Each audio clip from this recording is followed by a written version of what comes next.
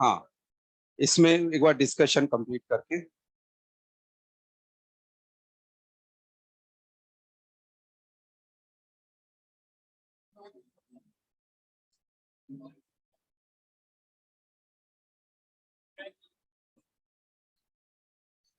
आप शीट निकालिए और इसमें जो आईआईटी एडवांस है उसमें अभी कोई क्वेश्चन रह गया हो अपना तो देख लीजिए। हाँ देखिए, उसमें अपन ने 28 वाला डिस्कस ये कर लिया था, लेकिन आप लास्ट में 31 तक इसमें क्वेश्चंस हैं।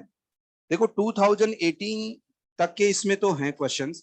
अब कई बार जैसे क्वेश्चन जो है ना लास्ट के अपन आगे क्या करेंगे कि इस साल जो जेई, इस साल तो जैसे 2000 एक तरह से 2021 ये 2-1 साल के फिर जेई एडवांस वाले वो आगे बात करेंगे कोर्स कंप्लीट होने के बाद में कि ऐसा कोई कोई यदि मार्केट में कोई बुक वगैरह हो या यहाँ से कोई मटेरियल ऐसा प्रोवाइड हो। एक तो जैसे ये अभी तो आप सॉल्व कर रहे हैं चैप्टर वाइज, आगे जाके यदि अपन जैसे पिछले 4-5 साल के जेई एडवांस में आए हुए पेपर सॉल्व कर लेते पेपर की तरह, जैसे उनको 3-3 घंटे दे लिया हमने और वो एक प्रिपरेशन का पार्ट हो सकता है अपना कि भाई अपना सिलेबस कंप्लीट हो गया, हम मेजर टेस्ट की तैयारी कर रहे हैं तो उसमें या जब भी कभी टाइम मिले तो जैसे 2021 का जेई का पेपर आया हुआ ऐसे 21 से लेके थोड़ा 4-5 साल पहले तक का, तो हमें क्या रहता है कि उससे पूरा आइडिया लग जाता है। आइडिया ये लग जाता है कितना स्पीड से करना चाहिए, क्या क्या किस तरह के क्वेश्चन आते हैं, कैसे क्या ये वो। तो 18-19 तक के तो इसमें है, मतलब 19 वगैरह में कोई ऐसा डायरेक्ट इस पे होगा नहीं तो इस वजह से डाला नहीं होगा। हाँ, अब इसमें आप पूछ सकते हैं, आपको कोई क्वेश्चन पेंडिंग रह गया हो एडवांस में और आपसे नहीं बना हो तो पूछ लीजिए, फिर इसको आगे बढ़ते हैं हम लोग यहाँ। चलिए कोई डाउट नहीं इसमें। अब एक्सरसाइज O2 में आइएगा।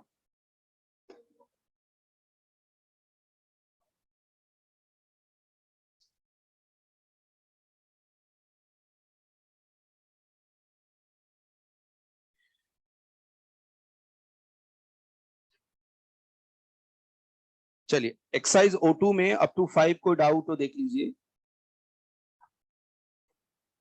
फोर्थ का अच्छा ये स्ट्रक्चर, हाँ ये स्ट्रक्चर वगैरह तो याद ही रखना है। इसमें क्या ये आईयूपीएसी नेम नहीं है। अब ये जरूर है कि मैं आपको ये क्रोटॉन एक्राइल ये सब मैं पॉलीमर पढ़ाऊंगा तो कुछ ये कॉमन नेम वाली बात ये बता दूंगा, या इसको अभी भी देखो ये एक्सरसाइज O2 और इसमें क्वेश्चन नंबर यहाँ पे कौन सा है, 4 है ना।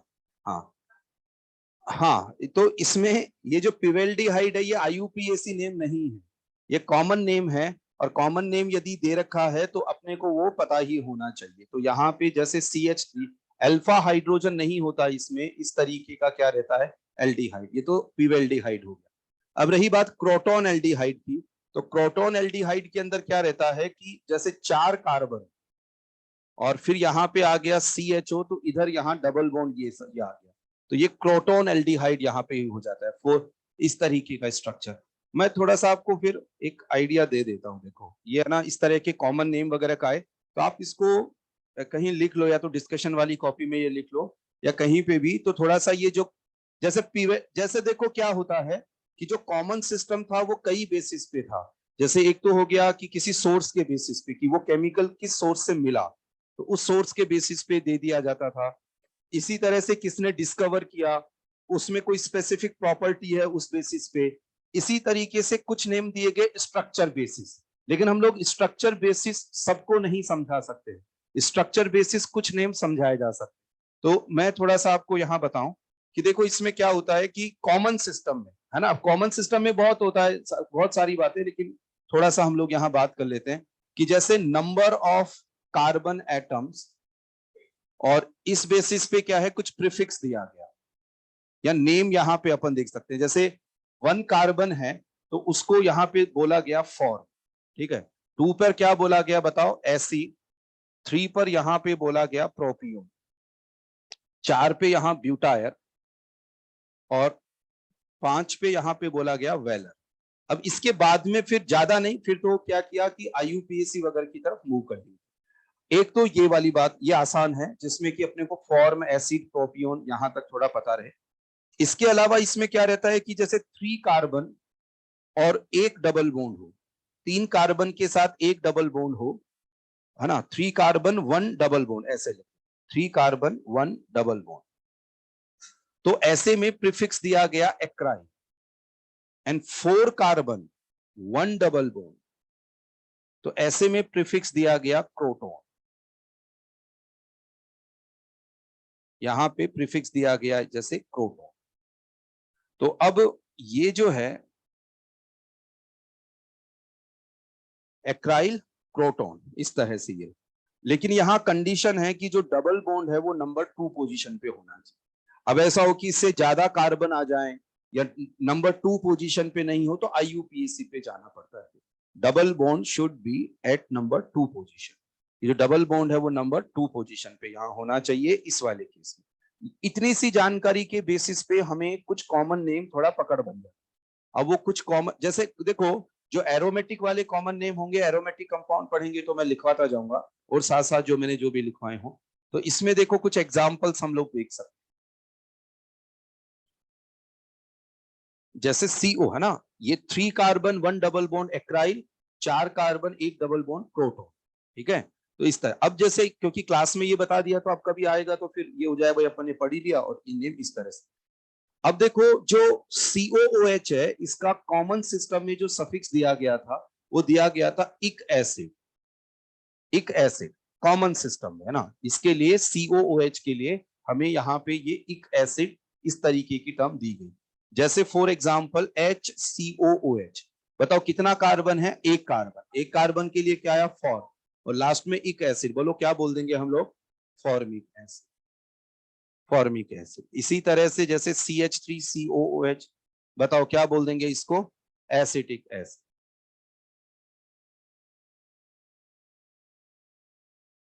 देखो पता है क्या होता है कि ये यहाँ पे जब ये फॉर्म एसिड प्रोपियोन, जब कार्बन चेन में कोई पाई बॉन्ड नहीं, पाई बॉन्ड आ जाता है तब ये वाली बात है। अब बताओ कितने कार्बन हो गए, बताओ 3 कार्बन। 3 कार्बन का बताओ कॉमन नेम बताइए, क्या बोल देंगे, प्रोपियोनिक एसिड। प्रोपियोनिक एसिड है ना, इस तरह से बोल देंगे।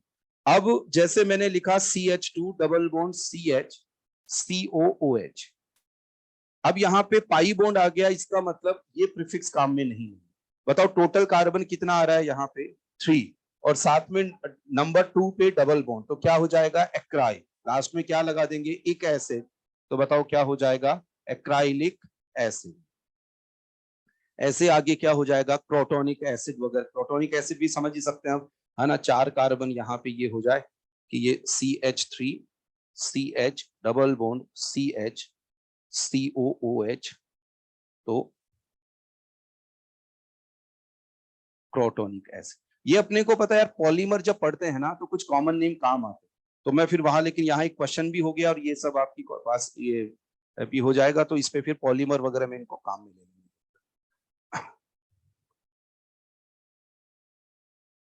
जैसे यहाँ पे क्या, ये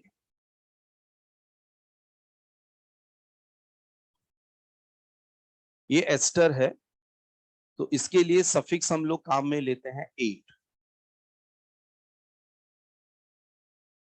लेकिन एस्टर के नॉमेनक्लेचर में एक बात ध्यान रखनी होती है कि सबसे पहले कौन सा नेम लिखते हैं, जो कहां पे लगा हुआ हो, ऑक्सीजन पे लगा। जैसे यहां आपको इस तरह से दे दे कि CH3 C double bond O CH3, इसका कॉमन नेम लिखना है। तो सबसे पहले कौन सा नेम लिखेंगे, जो ऑक्सीजन से अटैच, क्या बोल देंगे बताओ, मिथाइल। अच्छा अब बताओ ये कितना कार्बन, 2, इस क्योंकि इसका नेम तो इसमें आ ही गया, 2 कार्बन के लिए क्या टर्म काम आएगी, एसी, लास्ट में 8, बताओ क्या हो जाएगा, मिथाइल एसिड। इस तरीके से, है ना।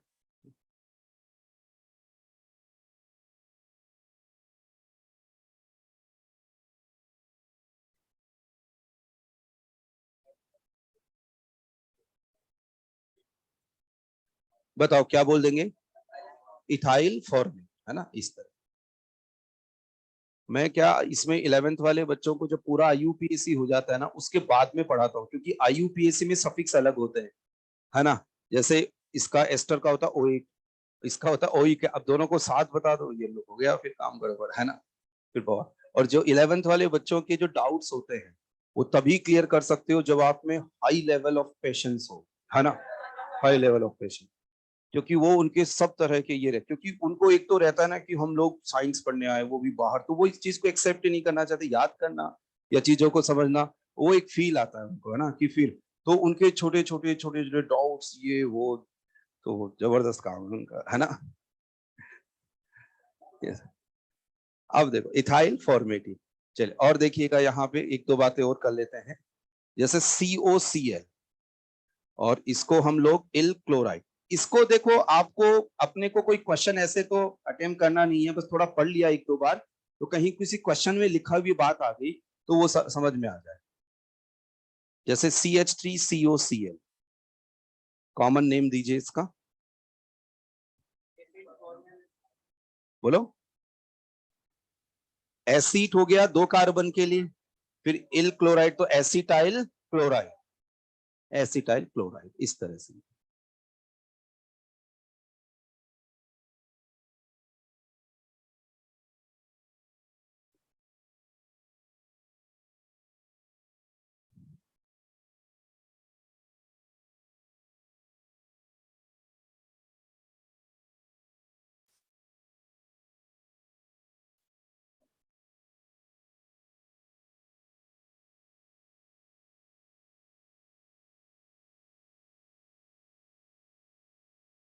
नेम बोलिए इसका, एसिटामाइड, है ना, एसिटामाइड।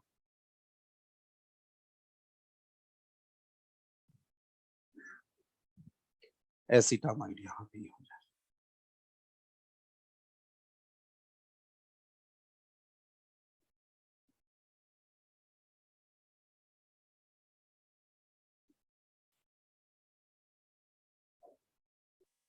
CHO के लिए हम लोग काम में ले लेते हैं एल्डिहाइड, है ना। तो यहाँ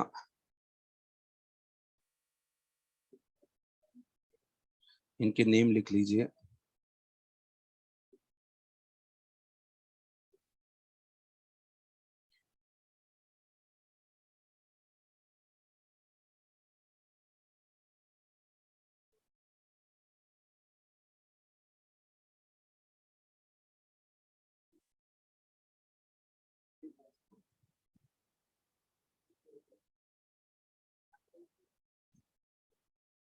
चलिए अब देखो, बताओ इसके लिए क्या नेम देंगे?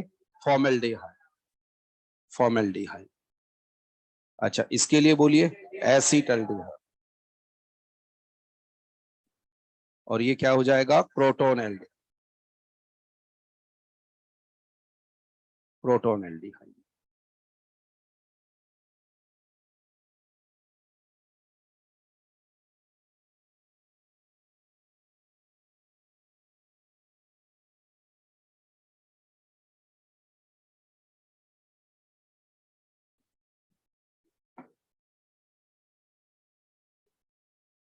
ओ नाइट्राइल, जो CN है उसका कॉमन नेम में सफिक्स होता है ओ नाइट्राइल। तो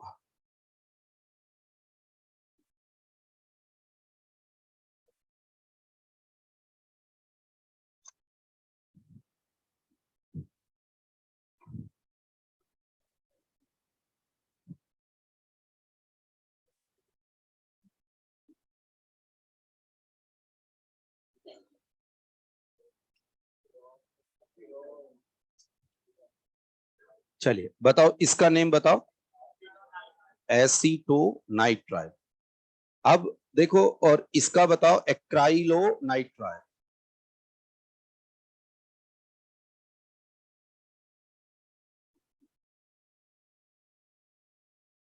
अब क्या रहता है कि जैसे कॉमन सिस्टम में भी और कुछ बातें होती हैं, तो उस हिसाब से मैं एक बार बता दूं आपको कि इसका एक कॉमन नेम और है जिसको बोलते हैं हम लोग मिथाइल साइनाइड। ठीक है, अब ये अलग तरीके का एक सिस्टम होता है, जैसे कुछ फंक्शनल ग्रुप होते हैं ना, अल्कोहल वगैरह ये सब, उनका नेमिंग ऐसे नहीं देते, उनमें क्या होता है कि सब्स्टिट्यूएंट का नेम बोलते हैं, देन फंक्शनल ग्रुप। तो एक्चुअली ऐसे करके दो पार्ट्स में क्लासिफाई करते हैं, तो इस तरह से नेम देना और एक सब्स्टिट्यूएंट के नेम पे वो देना।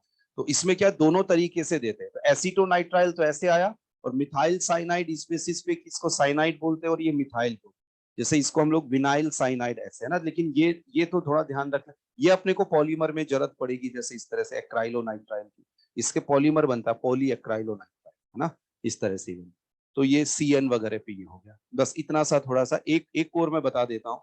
अब आपको इनको कहीं जरूरत वगैरह पड़े तो काम में ले सकते हैं। देखो ये जो रहता है ना, ये एनहाइड्राइड, एनहाइड्राइड का नॉमेनक्लेचर कैसे करते हैं कि इसमें ये चेक करते हैं कि ये किस एसिड से बना है।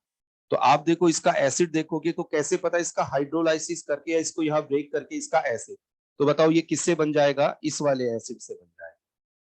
मतलब इसका डायरेक्ट नेम नहीं देते, चाहे IUPAC दो चाहे कॉमन नेम दो। अब इसका नेम बताओ क्या होता है, एसिटिक एसिड, कॉमन नेम। तो अब यहाँ एसिड टर्म हटा के उसके आगे एनहाइड्राइड लगा दीजिए, तो बताओ इसका नेम क्या हो जाएगा, एसिटिक एनहाइड्राइड। अब यहाँ पे जैसे IUPAC में भी इसका IUPAC देना हो, इसका IUPAC नेम दीजिएगा, इथेनोइक एसिड, है ना। तो बताओ इसका IUPAC नेम इथेनोइक एनहाइड्राइड। अब यहाँ बहुत सारी बातें कि अलग अलग हो तो क्या करें, तो दोनों एसिड का नेम लिखो अल्फाबेटिकली, लास्ट में क्या लगा दो, एनहाइड। इतना जरूरत नहीं अपने को, जो कॉमन वगैरह एसिटिक एनहाइड्राइड, तो यहाँ क्या बनेगा, एसिटिक एसिड। तो ये तो थोड़ा सा मैंने बता दिया, बाकी आगे कभी कोर्स कंप्लीशन के बाद में क्लास क्लास का कुछ लगता है तो कोई भी टॉपिक आप बोलेंगे तो उस पर थोड़ा बहुत बातचीत कर लेंगे अपन। तो ये लिख लो, है ना। अब इनको जरूरत पड़ेगी कभी तो फिर अपन सही जगह लिखना, मतलब ये ध्यान रहे कि आपने लिखा कहाँ है ना। आपने कुछ पूछा है सर, नंबर ऑफ के बाद में क्या लिखे, नंबर ऑफ कार्बन एटम्स के बाद में मैंने प्रीफिक्स लिखा था, प्रीफिक्स, ठीक है ना।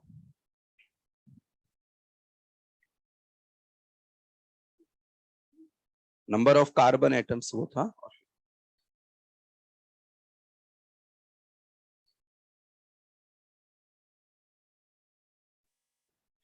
चलो अब देखो इसमें एक्सरसाइज O2 में आते हैं हम लोग।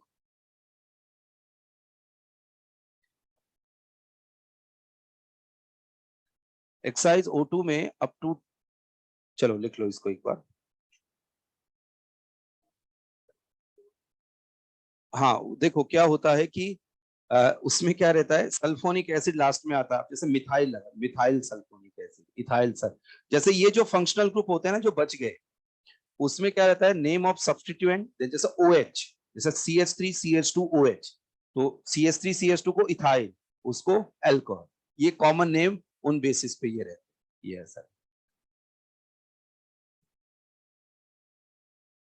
हाँ भैया 10 तक आप चेक करिए, एक्सरसाइज O2 8th क्वेश्चन। देखो इसमें 8th क्वेश्चन बढ़िया क्वेश्चन नहीं है, मैं आपको बता देता हूं कि इसमें ये है क्या, मतलब इस तरह अपने जेई एडवांस जेई मेन पूरा सॉल्व कर लिया, उसके बाद में अपन यहाँ सॉल्व करें। देखो जो पहले बात तो हेमी कीटल नाम इसलिए कि पुराना क्वेश्चन चला रहा है, आजकल सबको क्या बोलते हैं, एसिटल की टर्म में बोलते हैं। तो हेमी एसिटल अपन जानते हैं क्या होता है। अब इसमें बात ये है कि इसने ये बोला है कि which of the following will form stable hemiketal. तो अब इसमें इसके अंदर क्या रहता है, देखो कि ये कब बनता है, जब हम लोग यहाँ देखो दो दो बातें इसके अंदर ये है कि जैसे बेंजीन रिंग दोनों तरफ यहाँ पे ये लगी हुई है, C double bond O, C double bond. तो ऐसे केस में इतना ज्यादा इलेक्ट्रॉन क्लाउड इसकी तरफ आएगा, इसके बनने की टेंडेंसी जो रहेगी ना कि इसके अंदर इस पे कोई अटैक होके, वो काफी कम यहाँ पे। लेकिन अब जैसे देखो हम बात करें बी ऑप्शन की, तो इसमें क्या है, ऑक्सीजन का जो लॉन पेयर है OH, वो C डबल बॉन्ड O पे अटैक करके और साइक्लिक यहाँ पे प्रोडक्ट बना देगा। इसी तरह से C वाले में भी हो जाएगा कि 3 OH लगे हैं, CHOH तो वो अटैक करके। लेकिन अब देखो डी वाला जो है उसको आप ऐसे समझ सकते हो कि ये एसिटल वगैरह फॉर्मेशन तब होता है जब कार्बोनिल कंपाउंड से अल्कोहल का इंटरेक्शन। बताओ यहाँ तो क्या दे रखा है, ईथर, है ना। और दूसरी बात ये क्या कि यहाँ पे जैसे को स्टेरिक हिंड्रेंस वाली बात की, OCH3 ग्रुप लगा है तो अटैक करने की टेंडेंसी है कब। तो आप यहाँ पे ये देखो कि जो कार्बोनिल ग्रुप है उससे अल्कोहल रिएक्ट करके हेमी एसिटल को फॉर्म करता है। तो यहाँ डी वाले में तो ईथर यहाँ बता रखा है, और ए वाले के अंदर वहां जो रिएक्टिविटी बहुत कम, तो इस वजह से ये हुआ। लेकिन ये बढ़िया क्वेश्चन नहीं है इस तरह से। 10 तक और कोई बात वो देख सकते हैं। अच्छा 15 तक चेक करें।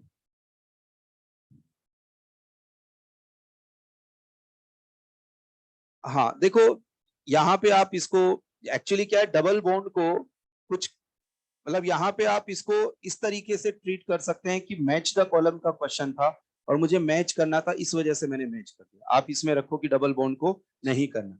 कुछ कॉन्सेप्ट होते हैं, कुछ जगह ऐसी होती है जहां पे ये, लेकिन फिर यदि उन सबको डिस्कस भी कर सकते हैं, लेकिन फिर जो जेई मेन में अपने क्वेश्चन आए हुए सारे गड़बड़िए हो जाएंगे, है ना। बाकी तो एक hard acid hard soft acid based concept होता है, तो उससे कुछ लेवल पे एक्सप्लेन कर देते, लेकिन वहां चक्कर ये पड़ेगा कि जेई मेन वगैरह की और ये सारे क्वेश्चन गड़बड़ ये हुआ जाएंगे। तो आप तो ये ध्यान रखो कि मैच करने के हिसाब से अपन इसको ले लिया है। चलो अब इसमें देखो कुछ क्वेश्चन जो हैं काफी अच्छे क्वेश्चन हैं, लॉजिकल क्वेश्चन है, एक आधा क्वेश्चन इसमें ऐसे डाल रखा है। S1 एक्सरसाइज में, S1 में देखो पहले तो मैच द कॉलम में देख लीजिएगा, आपको किसी से मैच करने में कोई भी डाउट आ रहा हो तो देख लो। मैच द कॉलम के बाद में पैराग्राफ में देख लो। हाँ हाँ, कौन सा वाला?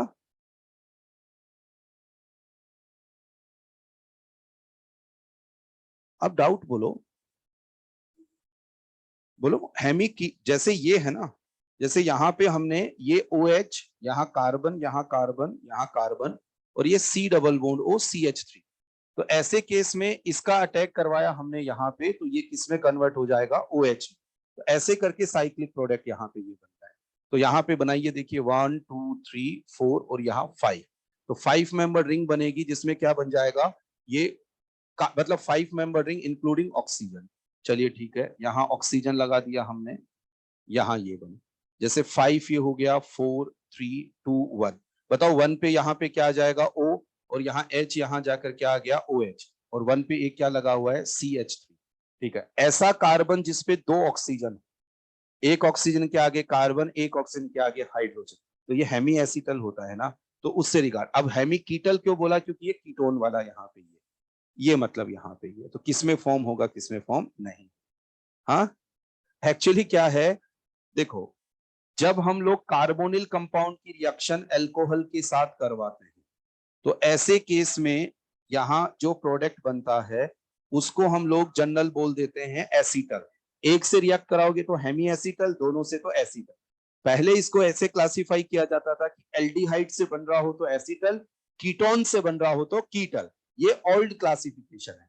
बाद में क्या किया इन सबको, क्योंकि अब कोई जरूरी तो है नहीं कि मैं इसको बताऊं कि ये जैसे ऐसे रिप्रेजेंट, तो हम जनरल चलन में क्या बोलते हैं? एसीटल। लेकिन यदि कोई पुराना क्वेश्चन चला आ रहा है या कोई पुराना, तो उसमें फिर क्या चला आएगा? वही ऐसी हाँ कीटल की फॉर्म में यहाँ बोलते हैं। देखो जैसे आप इनऑर्गेनिक में भी पढ़ते होंगे, ये NaHCO3, बताओ क्या बोलते हैं इसको? ये ओल्ड नोटेशन है, लेकिन सोडियम, ये अभी लेटेस्ट जो IUPAC मतलब बाद में दिया, क्या दिया? Sodium hydrogen carbon. हाँ ये हाइड्रोजन कार्बोनेट है, ये लेटेस्ट है, और जो बाई कार्बोनेट ये ओल्ड नोटेशन ये। अब जैसे पुराना जो लिखाएगा तो अब भूलने में भूलता है, बोलने में कोई बाई कार्बोनेट गलत नहीं है, लेकिन अभी जो कर दिया उसको ये हाइड्रोजन का। चलो ठीक है, वैसे आप ये सब ज्यादा जानते हैं। अब इसमें 10 तक, हाँ S1 में आइए। S1 में कौन सा? फिफ्थ क्वेश्चन, हाँ फिफ्थ में आते हैं। एक बार मैच द कॉलम में किसी को कुछ पूछना है? नहीं। अच्छा क्वेश्चन नंबर 5 में आते हैं। 5, इथाइल ऑर्थोफॉर्मेट। अब ये क्या रहता है? जैसे ये सब भी, ये क्वेश्चन तो अच्छा नहीं है ना, क्योंकि ऑर्थोफॉर्मेट है। नहीं मैं बता रहा हूं ना, मैं कैसे पता चलता है ये बात नहीं, क्योंकि हम जेई एडवांस और जेई मेन की एक्सरसाइज सॉल्व किए, तो उसमें उसको सॉल्व करने के बाद में फिर क्या रहता है कि जो इस तरह के क्वेश्चन एक्स्ट्रा प्रेट, जैसे आप नेट पे सर्च करोगे ना तो ये रिएक्शन मिल जाएगी। अब इसमें क्या रहता है कि ये होता क्या है, जैसे क्लोरोफॉर्म CHCl3, यहाँ ethyl alcohol with Na, sodium metal के साथ। तो इसमें क्या रहता है, देखो ये सोडियम मेटल इससे रिएक्ट करके क्या बना देगा? Ethoxide ion. और फिर यहाँ 3 Cl को रिप्लेस करके, ये 3 Cl को रिप्लेस करके यहाँ OET आया, यहाँ OET आता है, और यहाँ OET आता है। ये यहाँ पे जो लिखा हुआ है इथाइल ऑर्थोफॉर्मेट, ये यहाँ पे ये रहता है। मतलब इसको एक फॉर्मिक एसिड के डेरिवेटिव फॉर्म, अब पता नहीं वो कैसे आप यहाँ मतलब इस रिएक्शन के थ्रू ये वाला पार्ट ये बन रहा होता है। ठीक है, अब जैसे क्या रहता है कि ये CH हमने ले लिया यहाँ OET, यहाँ OET और ये OET यहाँ ले लिया, इसकी रिएक्शन करवानी है RMGH से। वैसे तो क्या रहता है कि यहाँ पे 3 ये ग्रुप लगे हैं तो रिपल्शन वाला फैक्टर है, बाकी तो ये बॉन्ड यहाँ रिप्लेस करता नहीं है इसको, है ना। लेकिन यहाँ क्योंकि 3 ग्रुप लगे हैं इनमें, तो इसमें रिएक्शन ऑब्जर्व इसके अंदर ये होती है कि यहाँ अटैक किया और ये यहाँ से शिफ्ट हुआ, तो RCH और यहाँ पे क्या आया OET, और बताओ OET क्या बन गया, ये एक तरह से एसीटर। अब यहाँ पे यदि इसका हाइड्रोलाइसिस दे रखा है तो यहाँ OH क्या बन जाएगा, एल्डिहाइड। तो ये आप ऐसे नोट कर सकते हैं, है ना। हाँ नहीं, इथाइल ऑर्थो फॉर्मेट ये कोई IUPAC को अपन ऐसे नहीं दे पाएंगे, क्योंकि किसका नहीं IUPAC नेम वगैरह तो यहाँ पे जैसे एक ईथर जैसे ये हो गया, और ईथर का डेरिवेटिव के फॉर्म में कुछ लिख सकते हैं यहाँ पे। IUPAC तो जैसे आप वो तो छोड़ो, जैसे आपने ये कर दिया ना, ये जैसे ये, इसका IUPAC बता सकते हैं? नहीं बता सकते हैं। क्यों नहीं बता सकते हैं, है ना, क्यों नहीं, नहीं नहीं सुनो, नहीं नहीं नहीं, अरे इस अरे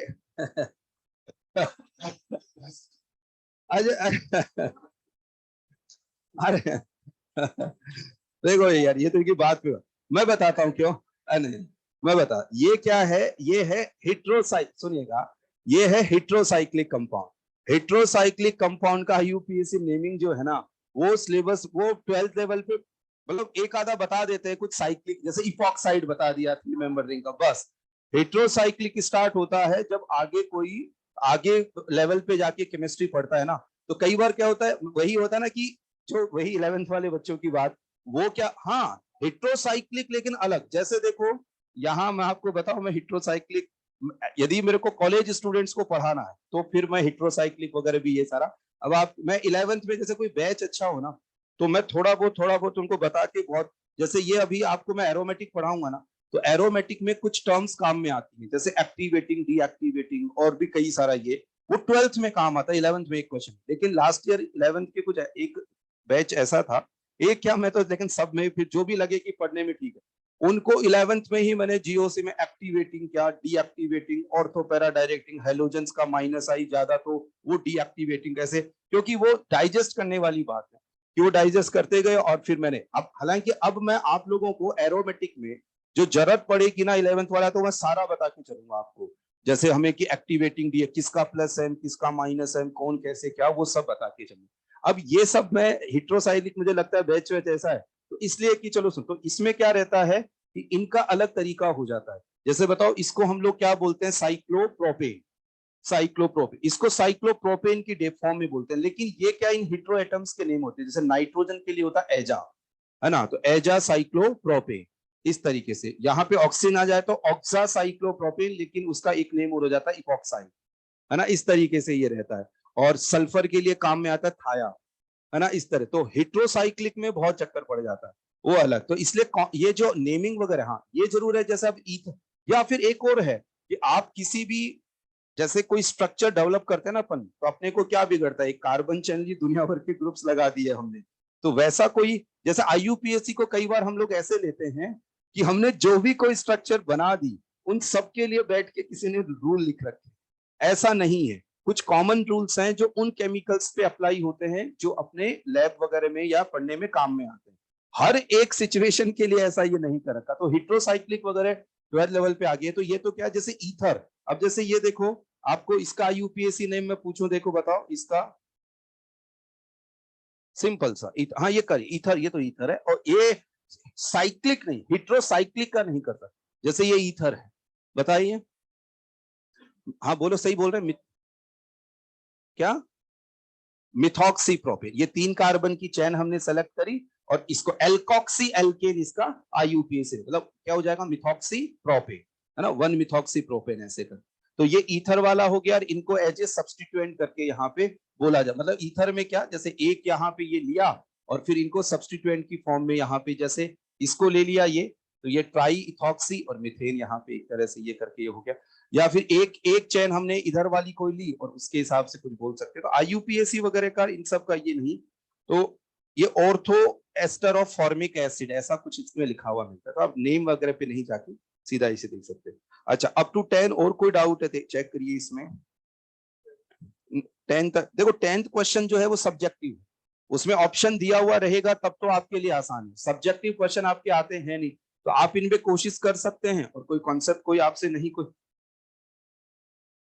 10th का ए जैसे बाकी बन गए सारे, तो फिर 10th का ए तो फिर बताओ दो ग्रुप में से 10th के में दो सीओ ग्रुप है, उनमें से एक को कन्वर्ट कर रखा है, मतलब एक को क्या करना पड़ेगा, प्रोटेक्ट करना पड़ेगा। प्रोटेक्ट किससे करते हैं बताओ, यही एसिटल फॉर्मेशन वाली रिएक्शन जो है ना, कि हम लोग यहाँ पे क्या करते हैं कि ये OH या तो दो अल्कोहल ये ले ले या इस तरीके से ले, तो एक ग्रुप को तो प्रोटेक्ट कर दो। प्रोटेक्ट कौन से वाले को कर दे बताओ, ऊपर वाले। अब प्रोटेक्ट करने के बाद में लेकिन अब एक चक्कर पड़ रहा है कि जैसे अब यहाँ पे हमने ये है CHO, तो CHO को मतलब एक तो है CHO और एक CO, तो ऊपर वाला जैसे अच्छा प्रोटेक्शन में, लेकिन डायरेक्ट में एक थोड़ा सा एक कॉन्सेप्चुअली क्या, वैसे तो आप क्या ऊपर वाले ग्रुप को प्रोटेक्ट करके नीचे वाले को रिड्यूस करा, लेकिन दिक्कत क्या है कि आप जब प्रोटेक्ट कराओगे तो बताओ मोर रिएक्टिव कौन होता है, एल्डिहाइड होता है कि कीटोन होता है, एल्डिहाइड, तो उसका प्रोटेक्शन हो जाएगा। तो इसलिए फिर क्या कर सकते हैं कि मतलब वो यील्ड के हिसाब से बात, वरना एग्जाम में तो आप करते हो कोई इतना दिमाग नहीं लगाता। अब CHO जो है ना, उसको आप किसी और ग्रुप में पहले कन्वर्ट कर दो ताकि हम लोग CO को, तो CHO को जैसे सपोज ऑक्सीडाइज कर दिया आपने, तो वो किस में कन्वर्ट हो गया, COOH। अब आप क्या करो, ऊपर वाले ग्रुप को प्रोटेक्ट कर दो। अब ऊपर वाले ग्रुप को प्रोटेक्ट कर दिया, C डबल बॉन्ड को, अब COOH को किस में कन्वर्ट करना है, CH2OH। तो कोई भी जैसे लिथियम एल्यूमिनियम हाइड्राइड ले लीजिएगा और इसको रिड्यूस कर, किसको नहीं, कौन सी स्टेप में, जैसे सबसे पहली स्टेप में क्या किया, नहीं शुरू में ही, तो दोनों का फिर अल्कोहल बन जाएगा। नहीं वो एक्चुअली क्या है कि नहीं भी लेंगे तो भी एक्चुअली क्या रहता है कि पहले बात तो हाइड्रोजन निकल वगैरह ये सब रहता है ना, उसके अंदर वो क्वेश्चन कोई बन जाता है कि वन इक्व, बाकी वो क्या रिड्यूस सबको कर देता है जब भी सारा ये हो कि वन इक्विवेलेंट और ये सारा। और कन्वर्जन वाले क्वेश्चन जो होते हैं ना ऐसे, वो लगभग क्या रहता है कि उनमें वन इक्विवेलेंट और ये कॉन्सेप्ट थोड़ा कम चलते हैं कि आप उसको, वो तो एक थ्योरेटिकल वैसे कोई क्वेश्चन हो गया, ये एक लैब वर्क हो गया कि कैसे आप इसको इसमें कन्वर्ट ये करना है। अच्छा चलो, अब ये डिस्कशन और आप फटाफट एक बार देख लो, 12 तक कोई डाउट इस तरह का रहा हो कि आपने ट्राई किया हो नहीं बना हो। 6th क्वेश्चन देखो, 6th क्वेश्चन में जो ये परसेंटेज वगैरह है इन सब का तो कोई लेना देना नहीं है, तो ये इस तरह से है कि कितना इफेक्टिवली इसमें कन्वर्ट होगा, है ना, कि यील्ड अच्छी बन रही है तो पूरा का पूरा ये क्वेश्चन का इससे कोई लेना देना नहीं। अब ये बताओ आप कौन सी स्टेप में आपको यहाँ पे 6th में आपने ट्राई किया हो कि पहला यहाँ पे अल्फा पोजीशन पे ब्रोमिनेशन हो रहा है लेकिन सारे हाइड्रोजन नहीं हट रहे, तो बताओ एसिडिक मीडियम में क्या होगा कि बेसिक मीडियम में, एसिडिक मीडियम में तो वो ब्रोमिनेशन, फिर CO को रिड्यूस कर रखा है OH के अंदर, तो कोई भी एक रिड्यूसिंग एजेंट ले लो जो यहाँ पे इसको रिड्यूस कर दे, तो एक वो रिड्यूसिंग एजेंट ये ले लीजिएगा, हाइड्रोजन मतलब निकल ले लो और कोई सा भी रिडक्शन करा दो, कोई दिक्कत नहीं। अब इसके बाद में फिर यहाँ इंट्रामोलिकुलर रिएक्शन हो रही है, तो आप OH को O- में कन्वर्ट कर दो, Br पे अटैक करा दीजिएगा, तो बेस ले लीजिए आप, है ना। ये सब्जेक्टिव क्वेश्चन है इन पे। चलिए और कोई बात है बोलिए, फिर आगे इसको खत्म। हाँ 10th के C में देखो एक बार कौन सी रिएक्शन हो सकती है बताओ, आप सबसे मैं पूछ रहा हूँ। जैसे पहले एक ग्रुप को प्रोटेक्ट कर दिया, फिर कौन सी रिएक्शन किसी को याद आए तो बताओ, विटिग रिएक्शन, बस फिर बन जाएगा, फिर बन।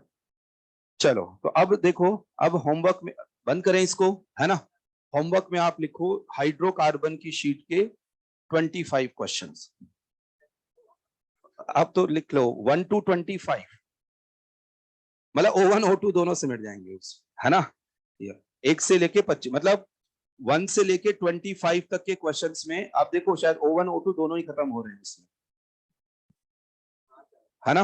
हाँ 25 क्वेश्चन है, ठीक है, लेकिन हाइड्रोकार्बन्स की शीट में पूरा वही है सारा पिछला ऑर्गेनिक जो है, क्योंकि हाइड्रोकार्बन वाली जो रिएक्शन है वो तो 2-3 कोई क्वेश्चन होंगे बाकी, तो 25 क्वेश्चन आप करके लाओ, क्योंकि फिर हम लोग साथ साथ कर लेंगे ना, कोई ज्यादा तो ये दिया नहीं, है ना, 25 क्वेश्चन पे।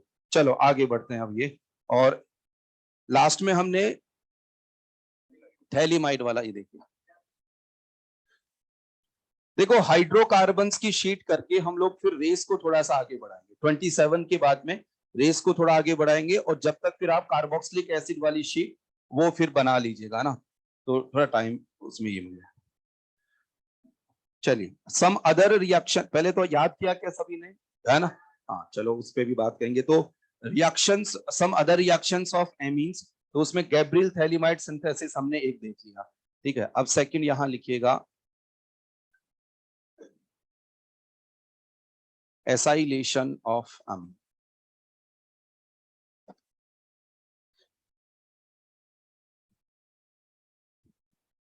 एसाइलेशन ऑफ एमीन, देखो ये सब तो अपन ने वैसे पढ़ रखा है, लेकिन थोड़ी सी बात यहाँ पे कर लेते हैं कि RNH2 और इसकी रिएक्शन हम लोग करा दें RCOCl के साथ, ठीक है, RCOCl के साथ। अब देखो ये बताओ ये किस टाइप की रिएक्शन दे सकता है, ये बोलो। SNAE, SNAE तो यहाँ रिएक्शन, अच्छा यहाँ मैं R डैश ऐसे कर देता हूँ, रिएक्शन तो बहुत ही आसान, इसको यहाँ पे ये किया, यहां से इसको हटा दिया, तो अब बताओ प्रोडक्ट यहाँ पे क्या बन जाएगा। जैसे मैं इसको यहां से लिखूं RNH, बताओ क्या हो गया, C डबल बोन OR यहाँ पे ना, और यहाँ से Cl हटा और यहाँ से H। अब देखो इसकी न्यूक्लियोफिलिसिटी बढ़ानी हो तो H को पहले ही हटाना हो तो पिरिडीन वगैरह यहाँ काम में ले लेते हैं, तो वो क्या करता है, H को हटा के इसकी न्यूक्लियोफिलिसिटी बढ़ाता है, यहाँ पे अटैक किया और ये बना। अब ये रिएक्शन बताओ फिजिबल है कि नहीं, तो यहाँ पे एसिड हैलाइड, यहाँ बताओ क्या बना, एमाइड, तो इसका मतलब ये रिएक्शन आराम से हो जाए। अब ये है क्या सर, ये तो हम पहले भी जानते ही हैं कि SNAE से प्रोडक्ट बना देना, तो इसको क्यों पढ़ रहे हैं। तो यहाँ एक बात देखो डिस्कस करनी है कि ये जो ग्रुप होता है ना, ये इस ग्रुप को हम लोग जैसे RCO, इस ग्रुप को हम लोग बोलते हैं एसाइल ग्रुप। देखो समझना बात को, एसाइल ग्रुप इसको यहां बोल दिया जाता है। तो इसका मतलब यहां पे क्या हुआ कि जब ये एसाइल ग्रुप है तो जो अमीन थी यहां पे RNH2, उसमें से एक H हटा और ये ग्रुप यहां पे कनेक्ट हो गया। तो इस प्रोसेस को बताइए हम लोग क्या बोल सकते हैं, क्या बोल देते हैं, एसाइलेशन ऑफ अमीन बोल देते हैं या एमाइन बोल, उसका एसाइलेशन हो गया, यहां पे ये प्रोडक्ट बना। बस ये एक सिंपल सा यहाँ पे ये प्रोसेस रहता है। जैसे आपको यहाँ दे दे RNH2 और यहाँ दे दिया जाए CH3COCl, तो ऐसे केस में, और यहाँ जैसे मैंने यहाँ पे बताया आपको कि इसने अटैक किया, इधर से ये हटा, तो देखिए क्या बन जाएगा, RNH C double bond O CH3। अब देखो यदि यहाँ ये जैसे इस ग्रुप का आना, ये भी एक तरह से एसाइलेशन ही है, लेकिन यहाँ दो कार्बन के लिए, जैसे देखो अभी मैंने इसका नेम आपको बताया, बताओ इसका नेम यहाँ पे क्या हो जाएगा, कॉमन नेम एसिटाइल क्लोराइड। तो इस टर्म, इसके लिए हम लोग क्या टर्म काम में ले सकते हैं, एसिटाइल। तो इस ग्रुप का कनेक्ट होना, इसको हम लोग बोल सकते हैं एसिटाइलेशन। देखो एक बात ध्यान रखना कि एसाइलेशन एक कॉमन टर्म है, जैसे आप सभी एंथ्यूज बैच के स्टूडेंट है उस तरह से। अब कोई स्पेसिफिकली, जैसे स्पेसिफिक बैच का नेम हो गया, वैसे स्पेसिफिकली यहां बोलना है, तो ये एसिटाइलेशन, इस तरह से कि एसिटाइलेशन जब CH3CO ग्रुप कनेक्ट हो जाए, तो यहाँ ये जो प्रोसेस है इसको हम लोग बोल देंगे, वही है, ये वही एसाइलेशन, लेकिन स्पेसिफिक ये ग्रुप आ गया तो एसिटाइलेशन। जैसे if R dash equal to CH3, then the process is called acetylation. Acetylation of amine.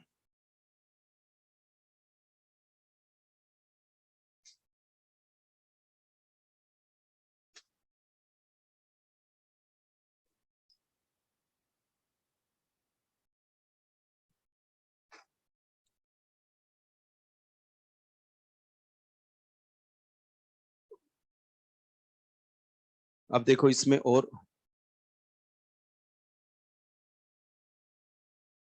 RNH2 react with CH3 C double bond O C double bond O CH। और जैसे मैंने बताया कि यहाँ पे कई बार बेस वगैरह लिखा रहता है, जैसे पाइरिडीन वगैरह लिख दिया। तो अब देखो बताओ ये भी कौन सी रिएक्शन दे देगा अब यहाँ पे, SNAE। और क्योंकि एनहाइड्राइड है और एमाइड बनेगा तो क्या रिएक्शन फिजिबल है? तो आंसर हो जाएगा यस। तो यहाँ पे देखिए कैसे प्रोडक्ट ये बनेगा, इसने इस पे अटैक किया, यहाँ से ये हट गया। तो ये भी एक तरह से नॉर्मल बोल सकते हैं, एसाइलेशन हो गया। स्पेसिफिकली बोलना है तो एसिटाइलेशन ऑफ, तो R N H C double bond O C H, और बाकी ये यहाँ पे लिविंग ग्रुप की फॉर्म में एसिटाइलेशन ऑफ एमाइन।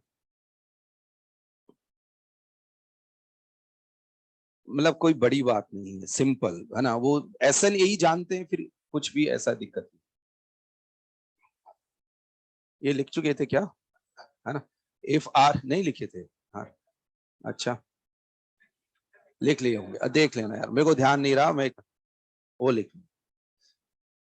देखो मैंने यहाँ लिखा था इफ आर, मतलब वो जो रिएक्शन थी ना उसको इसके साथ करवाया था, R N H two react with C H three C O C L, ये लिखा था। और यहाँ पे इसका अटैक करा के Cl को हटा दिया था, और इसको हम लोग बोलते हैं acetylation of amine. Acetylation, R equal to यदि CH3 है तो डैश लगा के लिख सकते हैं कि उसको हम लोग एसिटाइलेशन ऑफ अमाइन। अच्छा, ये सब टर्म जो है ना हम लोग अल्कोहल के लिए भी काम में ले सकते हैं। तो यहाँ जैसे एक पॉइंट लगा के लिख सकते हैं, या लिख सकते हैं कि सिमिलरली अल्कोहल के लिए हम लोग ऐसा बोल सकते हैं कि यहाँ ये अल्कोहल और यहाँ CH3COCl, और ये यहाँ बेस काम में ले लिया जैसे ये। तो अब देखो ये यहाँ से H हटाएगा, एनाइन इस पे अटैक किया, ये क्या है एसिड हैलाइड, बनने वाला प्रोडक्ट क्या हो जाएगा एस्टर। तो रिएक्शन क्या हो जाएगा, रिएक्शन मतलब फिजिबल यहाँ पे। तो इस प्रोसेस को हम लोग बोल देंगे acetylation, acetylation of alcohol.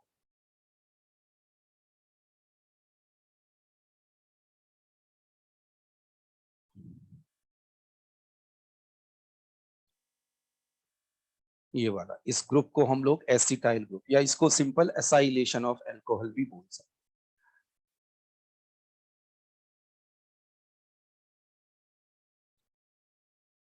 Acylation of alcohol. अब मेरा एक क्वेश्चन है, देखो अपन ने इसको क्यों पढ़ा, ये बात अभी आपको समझ आएगी। जैसे एल्कोहल का या अमाइन का, आप कोई भी बात कर लीजिए, कि मैंने इसका किया एसाइलेशन, तो ये बताओ जैसे अल्कोहल का इनिशियली कोई भी मोलिकुलर मास था कुछ भी, तो ये बताओ कि उसके मोलिकुलर मास में आफ्टर एसिटाइलेशन, ताकि मैं स्पेसिफिक कर दूं CH3, आफ्टर एसिटाइलेशन अल्कोहल के मोलिकुलर मास में कितने कितने का इंक्रीमेंट होगा, कितना मास इसका बढ़ जाएगा, बताइए। हाँ, जैसे इसका इनिशियली कोई मोलर मास है, ठीक है, तो अब यदि हमने इसका एसिटाइलेशन कर दिया तो कितना बढ़ जाएगा, बोलो बोलो जल्दी बोलो। 42 या 43? अच्छा 42 क्यों, क्योंकि यहां से एक एच, आप इसका मूल्य यहां पे देख लीजिए, एक दो कार्बन एक ऑक्सीजन तीन हाइड्रोजन, इसका टोटल करेंगे तो कितना आ जाएगा 40, ठीक है। अब यहां पे जैसे एक हाइड्रोजन चला गया तो 42। अब मैं आपसे बोलूं कि आपके पास एक अल्कोहल है, मतलब एक कोई कंपाउंड है जिसमें कि जिसका एसिटाइलेशन किया गया तो उसके मास में 42 से इंक्रीमेंट हुआ, तो बताइए इसमें कितने OH ग्रुप्स होंगे, एक, बोलो, है ना। यदि मास में इंक्रीमेंट जो है वो 84 से हुआ तो कितना इसमें OH ग्रुप्स होंगे, दो। बताओ कैसे निकाला आपने दो, कि आप final molecular mass minus initial molecular mass upon 42, बोलो 42। समझ रहे हैं मैं क्या कह रहा हूं, अभी मैं एक क्वेश्चन कराता हूं, उससे समझ आ जाएगा।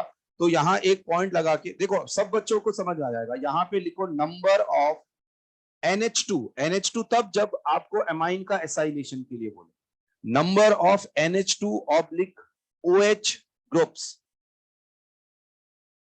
इन given compound equal to number of NH2 oblique OH groups in given compound equal to final molecular mass minus initial molecular mass upon 42. अब इस पे बेस्ड एक बार 2013 जेई मेन ने क्वेश्चन पूछा, ठीक है, वो क्वेश्चन मैं आपको लिखवाता हूँ, देखिए। हालांकि मैंने ये सब समझा दिया तो इसलिए वो क्वेश्चन बेकार हो गया, पहले मैं करा के फिर आपको समझाता तो आपको बढ़िया लगता, है ना। लिखे यार एक क्वेश्चन, है ना, इसको लिख लो।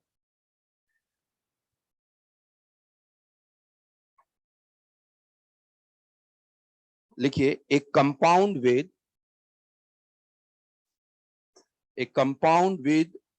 molecular mass, a compound with molecular mass 180,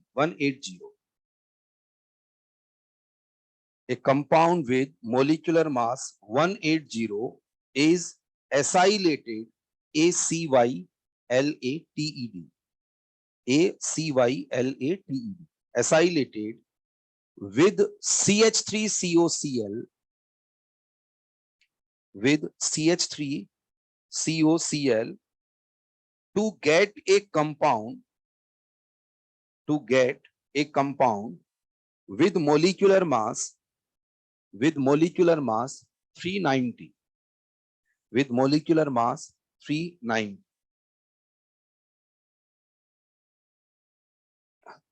The number of amino groups, the number of amino groups present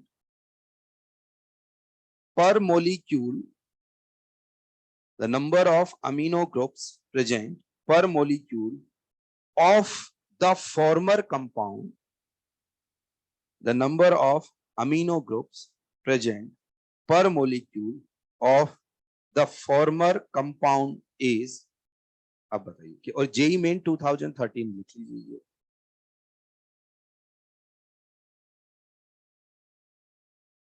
हाँ सही,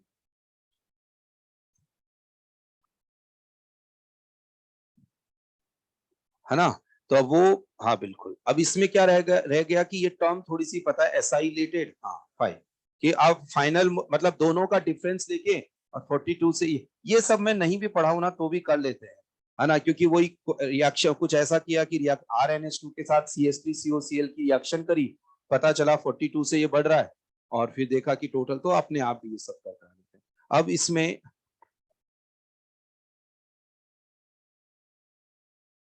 एक और यहां, जैसे अपन सम अदर रिएक्शन में एसाइलेशन ऑफ अमीन हो गया, अब एक और यहां लिख लीजिएगा, बेंजोइलेशन,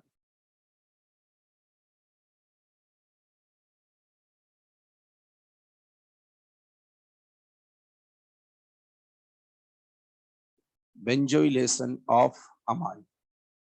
इसको हम लोग,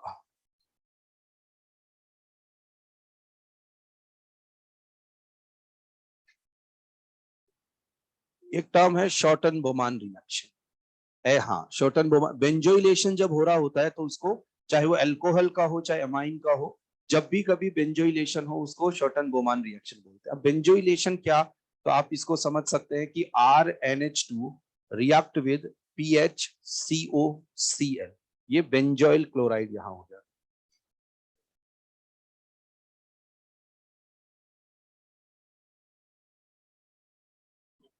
बेंजोइल क्लोराइड यहाँ पे। तो ऐसे केस में क्या होगा कि ये इसने इस पे अटैक किया, यहां से ये हटा, और बस ये प्रोडक्ट यहाँ पे ये हो जाएगा। अच्छा, इसका एक क्वेश्चन मैंने एसिटिक एनहाइड्राइड वाला भी कर, देखो यहाँ बेंजोइल क्लोराइड ये बना, तो इसमें देखो RNH, C double bond O, PH, तो ये प्रोसेस हो जाएगा बेंजोइलेशन ऑफ अमाइन।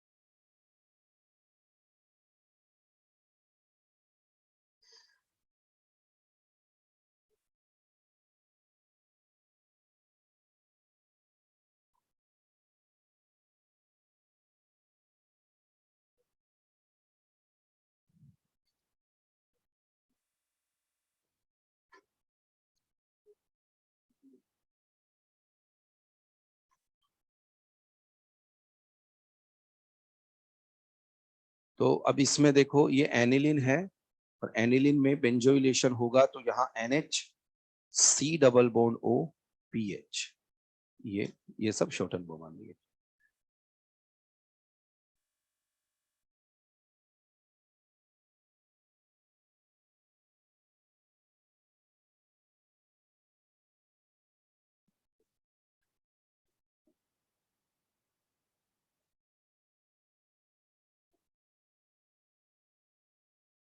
अल्कोहल का या फिनोल का भी मतलब जहां कहीं बेंजोइलेशन हो, मतलब बेंजोइलेशन मतलब ये वाला ग्रुप जो है कनेक्ट हो, वो शॉर्टन बोमान रिएक्शन बोल दे। तो इसमें भी देखो देखो आप रिएक्शन तो आराम से पहचान ही पा रहे हो ना कि बेस यहां से एच हटाएगा नेगेटिव, ये यहाँ अटैक किया और ये हट गया, बस ये है। तो इसलिए कोई मतलब समझाने में मैं इसीलिए ज्यादा, क्योंकि ये सब एसएन यही से हो रहा है तो आराम से समझ सकते हैं। यहाँ C डबल बॉन्ड O और ये क्या हो जाएगा PH। अब देखो यार, आपको ये जो प्रोडक्ट यहाँ बन रहे हैं ना, इनका IUPAC नेम वगैरह यदि एरोमेटिक का नोमेनक्लेचर वगैरह पढ़ रखा हो तो फिर इन पे कर सकते हैं, क्योंकि टफ थोड़ा सा एग्जांपल ये हो जाता है।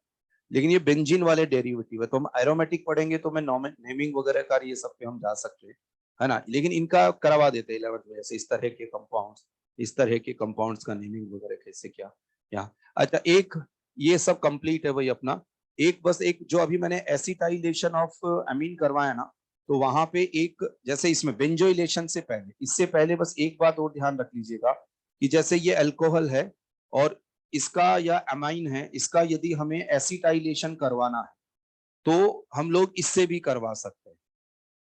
ये सिंपल है वैसे। देखो ये वाली बात मैं कह रहा हूं एसिटाइलेशन वाली, बेंजोइलेशन से पहले वाली बात, एसिटिक एनहाइड्राइड, और इसमें यहां अटैक करा के इसके साथ भी ये करवा सकते हैं। तो ये चाहे तो उसमें मेंशन कर सकते हैं कहीं जगह वगैरह रखी हो, तो इसमें ये प्रोडक्ट ये एसिटाइलेशन प्रोसेस एसिटिक एनहाइड्राइड से भी करवा सकते हैं। मतलब ये CH3COCl से तो करवा ही सकते हैं, इससे भी करवाया जा सकता है एसिटिक एनहाइड्राइड से। तो ये एसिटाइलेशन वाले में लिख सकते हैं कि एसिटिक एनहाइड्राइड से भी करवा सकते हैं। चलो यार, ये चैप्टर अब कंप्लीट होता है ना। कार्बोक्सिलिक एसिड, है ना, ठीक है। तो अब इस चैप्टर में ज्यादा थोड़ा सा वो नहीं है, शुरू का कार्बोक्सिलिक एसिड वगैरह का थोड़ा बहुत है, फिर एमीन्स वगैरह की ये सब रिएक्शन। चलो अब आप,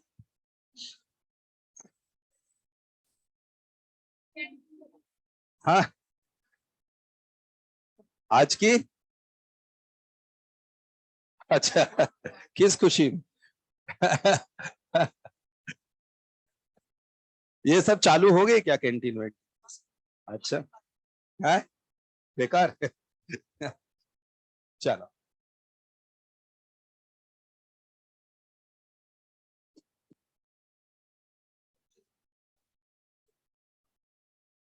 ये एक तरह से जिसमें केमिकल रिएक्शंस आती हैं वो एक तरह से लास्ट चैप्टर। आगे बायोमोलिक्यूल्स में कुछ केमिकल रिएक्शंस रहेंगी, लेकिन उसमें बायोमोलिक्यूल्स में कार्बोहाइड्रेट में CHO ग्रुप वगैरह होता है, और CHO ग्रुप अल्कोहल वगैरह ये सब की रिएक्शंस हम पढ़ चुके हैं। तो मेन जो रिएक्शन वाला पार्ट है एरोमेटिक। अच्छा अब देखो, अच्छा ये बताओ कि एरोमेटिक कंपाउंड्स की कैरेक्टरिस्टिक रिएक्शन कौन सी होनी चाहिए, बताओ। Electrophilic substitution reaction. जहां पाई बॉन्ड होता है कार्बन कार्बन, वहां इलेक्ट्रोफाइल इंटरेक्ट होता है। एल्कीन एल्काइन हो तो इलेक्ट्रोफिलिक एडिशन। यहां बताओ कौन सी, इलेक्ट्रोफिलिक सब्स्टिट्यूशन, है ना, electrophilic. Electrophilic substitution aromatic compounds का एक यूनिक कैरेक्टर होता है। अभी तक किन्हीं भी कंपाउंड में हमने इलेक्ट्रोफिलिक सब्स्टिट्यूशन नहीं पढ़ा।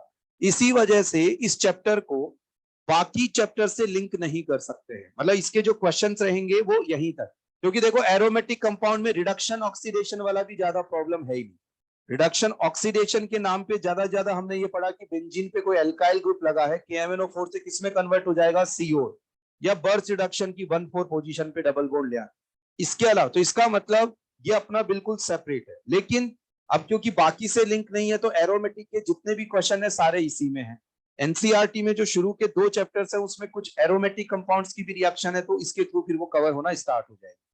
और अपना जैसे इसमें जो है ना, क्योंकि ये बाकी से लिंक है नहीं, तो जितने भी क्वेश्चन इसमें सारे इसी में। एरोमेटिक की अपनी जो जेई एडवांस वाली एक्सरसाइज है तो उसी में 65 क्वेश्चन तो लास्ट ईयर तक केवल एडवांस वाले में। तो इसका मतलब ये चैप्टर थोड़ा सा मतलब आराम से, क्योंकि इलेक्ट्रोफिलिक सब्स्टिट्यूशन बहुत ही आसान प्रोसेस है, तो बहुत छोटी छोटी रिएक्शन इसके अंदर बहुत आराम से होने वाली reaction.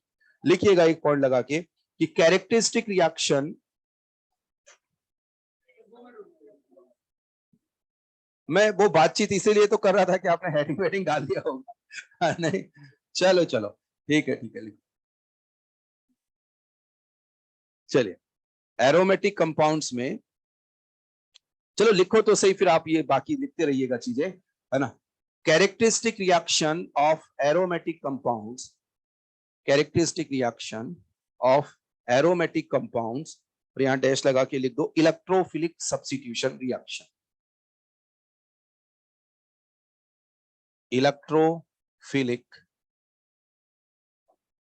Substitution reaction, electrophilic substitution reaction. अब इलेक्ट्रोफिलिक सब्स्टिट्यूशन रिएक्शन होगी कैसे, तो ये भी आसान कि बेंजीन रिंग जो है उस पे जैसे सब कार्बन पे हाइड्रोजन, अब क्या होगा, इसमें कोई रिएजेंट मिला है, रिएजेंट को मैं लिख रहा हूं इस तरीके से, मतलब उसके अंदर कोई इलेक्ट्रोफिलिक पार्ट होगा और रिमेनिंग पार्ट ए, मतलब जैसा आप इसको ऐसे समझ सकते हैं कि किसी एसिड को हमने लिखा एच ए, तो H प्लस देगा, बाकी रिमेनिंग पार्ट को ए से, जैसे H2SO4, तो H तो हो गया ये, और ये HSO4 माइनस ही हो गया, तो रिएजेंट में इलेक्ट्रोफिलिक पार्ट और रिमेनिंग पार्ट को ए से हमने रिप्रेजेंट कर दिया। अब देखिए क्या यहाँ पे होना है, इलेक्ट्रोफिलिक सब्स्टिट्यूशन, सब्स्टिट्यूशन होने के लिए यहां से कोई ग्रुप हटेगा, तो बताओ यहां से क्या हट जाएगा, H प्लस, और वहां पे बताओ कौन कनेक्ट हो जाएगा, इलेक्ट्रोफाइल। देखिए यहाँ इलेक्ट्रोफाइल ये गया, और इस और बाकी ये ए माइनस वगैरह ये सब सेपरेट यहाँ पे हो जाते हैं। तो आप बताओ ये जो इस तरीके से ये इलेक्ट्रोफिलिक सब्स्टिट्यूशन रिएक्शन होगी, इलेक्ट्रोफिलिक सब्स्टिट्यूशन, तो केवल और केवल इस रिएक्शन मतलब इस चैप्टर में हमें क्या करना है कि बेंजीन जो है वहां से H को हटा के और क्या लग देना है, इलेक्ट्रोफाइल। तो इसका मतलब बहुत आसान है, लेकिन थोड़ा सा हम लोग डिटेल पढ़ेंगे इसमें, है ना। जैसे कार्बोनिल कंपाउंड को भी हमने शुरू तो ऐसे ही किया था कि न्यूक्लियोफाइल यहाँ और यहाँ H, बाकी का आपको पता है फिर, है ना, कि यहाँ पे काफी कुछ है। तो वैसे वैसे ही इसके अंदर यहाँ पे ये मतलब इसका बेसिक थीम यही है कि इलेक्ट्रोफिलिक सब्स्टिट्यूशन, आप H प्लस को हटा के इलेक्ट्रोफाइल को रखें। चलिए इसकी मैकेनिज्म पे आते हैं, नोट करेंगे एक बार इसको।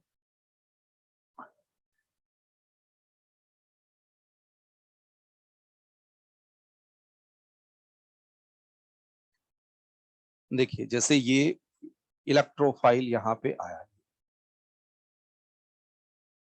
जो रिएजेंट है उसने इलेक्ट्रोफाइल यहाँ पे प्रोवाइड किया, और इलेक्ट्रोफाइल जब इससे इंटरेक्ट होगा, इलेक्ट्रोफाइल बेंजीन रिंग पे किस लिए आता है, क्योंकि जहां कहीं पाई इलेक्ट्रॉन क्लाउड होता है, तो इसको क्या, ये सामने वाला मॉलिक्यूल अपने पाई बॉन्ड के इलेक्ट्रॉन्स को काम में लेता हुआ इससे बॉन्ड बना देता। तो ऐसे केस में यहां देखो समझिएगा, इलेक्ट्रोफाइल इस तरीके से इस पे अटैक किया, अब देखो ये कार्बन भी इसके साथ बॉन्ड बना सकता है या फिर ये वाला कार्बन भी कोई से, और यहाँ बेंजीन रिंग पे बताओ हर एक कार्बन के पहले से क्या प्रेजेंट है, हाइड्रोजन।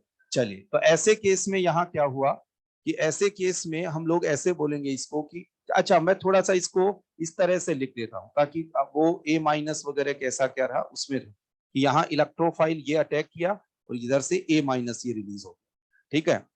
तो इसके अंदर क्या होगा कि इलेक्ट्रोफाइल इससे कनेक्ट हुआ और इलेक्ट्रोफाइल इससे कनेक्ट हुआ, तो ऐसे केस में देखो यहाँ इलेक्ट्रोफाइल, यहाँ आ गया हाइड्रोजन, इधर ये और ये यहाँ पे, समझना एक बार, इस वाले कार्बन से जब इलेक्ट्रोफाइल कनेक्ट हो गया तो यहाँ पे एक कार्बन, यहाँ पे एक वैलेंसी कम, तो बताओ क्या चार्ज आ जाएगा, पॉजिटिव। सभी पे हाइड्रोजन है तो 3 ही वैलेंसी हुई तो पॉजिटिव यहाँ पे गया, ठीक है। ये स्ट्रक्चर एक बार लिखो, नहीं समझो, देखो ये वाली स्ट्रक्चर कैसी है बताओ, एरोमेटिक, और ये अभी एरोमेटिक यहां नहीं, लेकिन ये फाइनल प्रोडक्ट नहीं, एक्चुअली फाइनल प्रोडक्ट तो एरोमेटिक ही बनेगा ड्यूरिंग रिएक्शन जो है, वो अभी हम लोग बात कर लेंगे। ड्यूरिंग रिएक्शन जो है यहाँ पे ये नॉन एरोमेटिक स्पीसीज, तो ये स्टेप जो होगा इतना फास्ट नहीं होगा, ये स्लो स्टेप है, तो इस वजह से बताओ ये क्या हो जाएगा, RDS यहाँ पे। चलो यहां तक ये बना, इसके बाद में यहाँ जो पॉजिटिव चार्ज है ये यहाँ डीलोकेलाइज हो सकता है, अब इसके बाद अगली स्टेप में जो ए माइनस मतलब इस रिएजेंट का अटैकिंग स्पीसीज का जो रिमेनिंग पार्ट है, तो वो यहां से इस एच को लेगा। एच इसलिए जाएगा क्योंकि इसके इलेक्ट्रॉन जब इधर शिफ्ट होंगे तो रिंग बताओ क्या बन जाएगी, एरोमेट। तो यहाँ पे आ गया ये इलेक्ट्रोफाइल, ये पाई बॉन्ड, और बाकी जो है ना ये जो एच जो है ए माइनस के साथ कनेक्ट होके, अभी जब हम लोग वो लिखेंगे एग्जाम्पल वगैरह तो समझ में आएगी बात, तो आप नोट करिएगा। इस तरह से इलेक्ट्रोफिलिक सब्स्टिट्यूशन, बेंजीन रिंग से H प्लस को हटा के इलेक्ट्रोफाइल को करना है, बस इतना सा।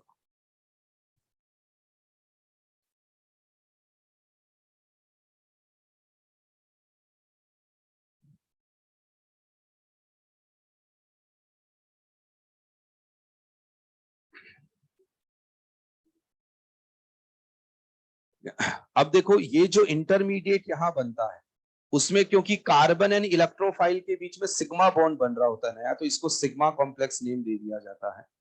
अच्छा, इसके अलावा इसको आरेनियम आयन भी बोलते हैं, ये सब नेम है। और हाँ, आरेनियम आयन या व्हीलैंड आयन भी इसको बोलते हैं। ये मतलब सिग्मा, ये एक तरह से एक सिंपल कार्बोकेटाइन हो गया। ये इंटरमीडिएट है जिसके कुछ ये नेम यहाँ पे मिल जाते हैं। सिग्मा कॉम्प्लेक्स, आरेनियम आयन या व्हीलैंड आयन, बेंजोनियम आयन वगैरह भी कुछ जगह बोल देते हैं। ये बना प्रोडक्ट, यहाँ बना लो इसको फटाफट। अब इसमें यदि कर्व वगैरह की बात करें तो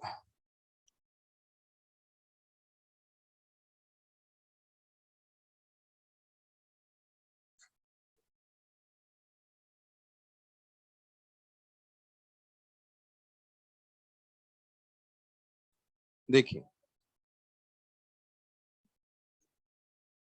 ये इनिशियल लेवल पे यहाँ बेंजीन। अच्छा, ये कर्व बनाए उससे पहले एक बात हो, फिर ये कर्व पे आते हैं। देखो, जैसे देखो ये जो फर्स्ट स्टेप है ना, इसकी यदि मैं ट्रांजिशन स्टेट यहां बताऊं, फर्स्ट स्टेप की ट्रांजिशन स्टेट, तो आप देखो इसके अंदर ये वाला बॉन्ड ब्रेक हो रहा है। जैसे ये बॉन्ड तो फॉर्म हो रहा है यहाँ पे कार्बन एंड इलेक्ट्रोफाइल के बीच में, और ये वाला बॉन्ड ब्रेक हो रहा है ना। ये तो transition state first. And transition state second की हम लोग बात करें तो हाँ, ये सी एच बॉन्ड, ये इलेक्ट्रोफाइल, ये वाला बॉन्ड यहाँ ब्रेक होगा, यहाँ पे बॉन्ड फॉर्म हो रहा है।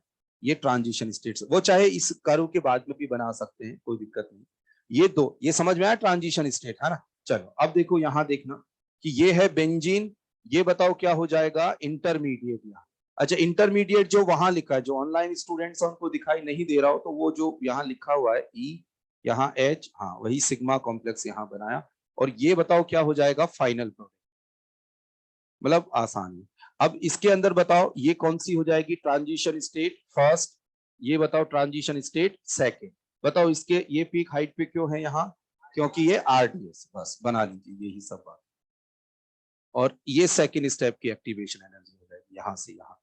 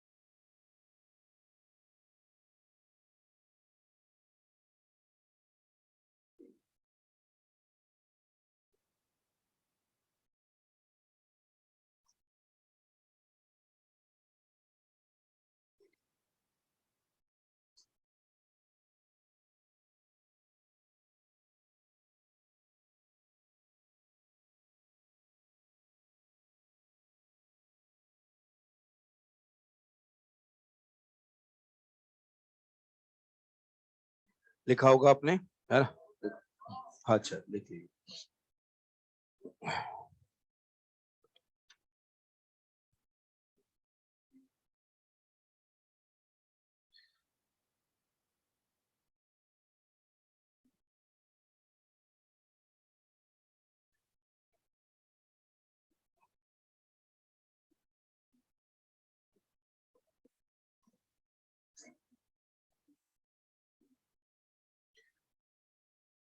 देखिए जैसे एक क्वेश्चन यहाँ सॉल्व करते हैं, क्वेश्चन नंबर 1, है ना। तो इसमें क्या है, ये C6H6 इलेक्ट्रोफिलिक सब्स्टिट्यूशन कराएंगे तो रेट ऑफ रिएक्शन R1, और एक हम लोग ले लेते हैं C6D6, यहाँ ड्यूटेरियम और ये ड्यूटेरियम यहाँ ले लीजिए, और इससे रिलेटेड इसका इलेक्ट्रोफिलिक सब्स्टिट्यूशन करवाए तो रेट R2। अच्छा रिएक्शन तो आसान है कि हमें इसको हटा के और इलेक्ट्रोफाइल को ये। अब इसके लिए क्वेश्चन यहाँ पे ये है कि जैसे इसके नीचे आप यहाँ ऑप्शंस लिख लीजिएगा कि R1 R2 के बराबर है, या R1 यहाँ ज्यादा, या R2 यहाँ ज्यादा, या फिर ये हो जाएगा नन, है ना। हाँ। चलो आप लिख लीजिए फिर बात। हाँ हाँ हाँ, वो करा ले, एक बार लिख तो लो, लिख लीजिए।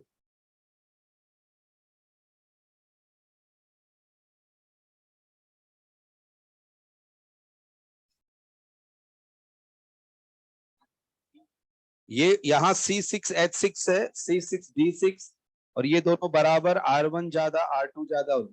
चलो ए ऑप्शन के फेवर में, ए ऑप्शन के फेवर में, हाँ तो यहाँ करेक्ट आंसर है ए, है ना। यहाँ पे अब हाँ बिल्कुल। अब देखो इसमें क्या रीजन है कि यहाँ यहाँ इलेक्ट्रोफाइल अटैक कर रहा है, ये क्या है आरडीएस। जहां CH बॉन्ड टूट रहा है, बताइए क्या वो आरडीएस है क्या, नहीं। यदि ये आरडीएस होती तो CH बॉन्ड आसानी से टूटता है, उसके अकॉर्डिंग आंसर ये हो जाता। तो यहाँ हाइड्रोजन है, यहाँ ड्यूटेरियम, तो दोनों की रेट यहाँ सेम होगी। रेट पे फर्क कब पड़ेगा, जब बेंजीन रिंग पे कोई, जैसे हमने +M वाला ग्रुप लगा दिया, तो अब इलेक्ट्रॉन डेंसिटी बढ़ जाएगी, तो इलेक्ट्रोफाइल की अटैक करने की टेंडेंसी बढ़ गई तो रेट बढ़ जाएगी। या -M वाला ग्रुप लगा दिया तो रेट क्या हो जाएगी, कम हो जाएगी। आइसोटॉप वगैरह में इतना कोई फर्क नहीं है, यहाँ हाइड्रोजन हो चाहे ड्यूटेरियम हो, कोई ऐसा कोई फर्क नहीं, इस वजह से रेट क्या होगी, सिमिलर। तो देखो in most of the cases electrophilic substitution में क्या रहता है कि बेंजीन ले या फिर उसमें कोई हमने आइसोटोप लगा दिया तो उनकी रेट सेम ही होती है, लेकिन सभी में नहीं। जैसे पहले तो क्या रहता है, मैं आपको बता देता हूँ, इसको आप लिखो। इसका रीजन आपको मैंने बता दिया कि आरडीएस जो है उसमें बॉन्ड ब्रेकिंग जो है वो आरडीएस में नहीं हो रही। तो इन जनरल हम लोग ऐसे बोल देते हैं कि आप C6H6 लो, C6D6 लीजिएगा, या फिर C6T6 आप लीजिए। इन सभी में यहाँ रेट क्या होती है, सिमिलर। लेकिन ये हमेशा सही हो ऐसा जरूरी नहीं है। तो जैसे हम चैप्टर में आगे बढ़ेंगे, जहां पे इसको फॉलो नहीं कर रहा होगा वहां पे विद रीजन उसको हम लोग पढ़ेंगे।